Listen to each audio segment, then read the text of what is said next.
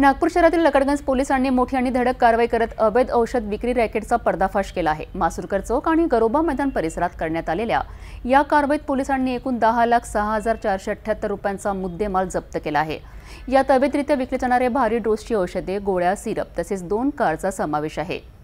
नागपूर शहरातील लकडगंज पोलीस ठाण्याच्या पथकाने 20 नोव्हेंबर रोजी पहाटे मोठ्या प्रमाणावर अवैधरित्या विक्री होणाऱ्या औषधांचा साठा जप्त केला। औषध निरीक्षक प्रशांत रामटेके यांच्या फिर्यादीवरून ही कार्यवाही सुरू करण्यात आली। Messrs Bhagwati medical stores Masurkar चौक येथे पंटरच्या सहाय्याने तपास करून मेडिकलमध्ये छापा टाकण्यात आला। आरोपी तुषार अग्रवाल याच्या दुकानातून मोठ्या प्रमाणात गोळ्या, सिरप आणि अवैध औषधांचा साठा जप्त करण्यात आला। त्यातील अनेक औषधांचे बॅच नंबर, मॅन्युफॅक्चरिंग आणि एक्सपायरी डेट खोडलेली आढळली। या ठिकाणाहून 2,48,301 रुपयांचा मुद्देमाल आणि रोख रक्कम जप्त करण्यात आली। पोलीस चौकशीत हा माल आरोपी तुषारने आरोपी भरत कुमार कडून विकत घेतल्याचे उघड झाले। त्यानंतर तपास पथक मध्य प्रदेशातील रिवा आणि सतना येथे रवाना झाले। आरोपी शिवेंद्र वर्मा आणि आरोपी आमिर शेख यांना ताब्यात घेण्यात आले। त्यांच्याकडून एक स्विफ्ट डिझायर कार, पांढरी XUV 500, वनरेक्स कप सिरपचे 785 बॉटल्स असा एकूण 10,06,478 रुपयांचा मुद्देमाल पोलिसांनी ताब्यात घेतलाय। आरोपींवर कलम 123 BNS सह NDPS कायदा व ड्रग्ज अँड कॉस्मेटिक्स ऍक्ट नुसार गुन्हा दाखल असून तपास पोलीस उपनिरीक्षक संदीप शिंदे यांच्या मार्गदर्शनाखाली सुरू आहे।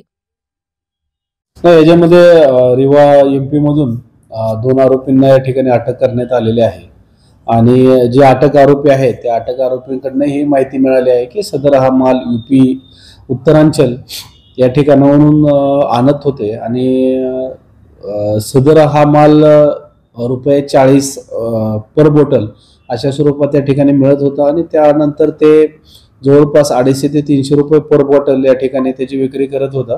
अशा स्वरूपाचं विराज जे रेवा एरिया आहे, रेवा जिल्हा MP या ठिकाणी ह्या मोठ्या प्रमाणात हा व्यवसाय केला जातो किंवा इलिगली ह्या कोरेक्स हे विकलं जातं। त्या ठिकाणी आम्हाला जवळपास 700च्या आसपास बॉटल आम्ही रिकव्हरी केलेल्या आहे आणि पुढील तपास सुरू आहे।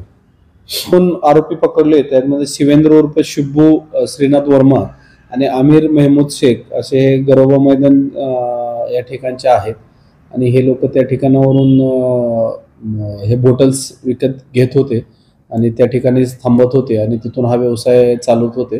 त्यांच्याकडून ह्या बॉटल्स रिकव्हर केलेल्या आहेत। अजून जवळजवळ 700 बॉटल रिकव्हर झालेल्या आहेत आणि सदर आरोपी हे जवळपास उत्तरांचल ह्या एरियातून हा माल खरेदी करत होते आणि या ठिकाणी डिस्ट्रीब्यूट करून जे लोक दारूऐवजी किंवा नशेसाठी या कोरेकचा वापर केला जातो।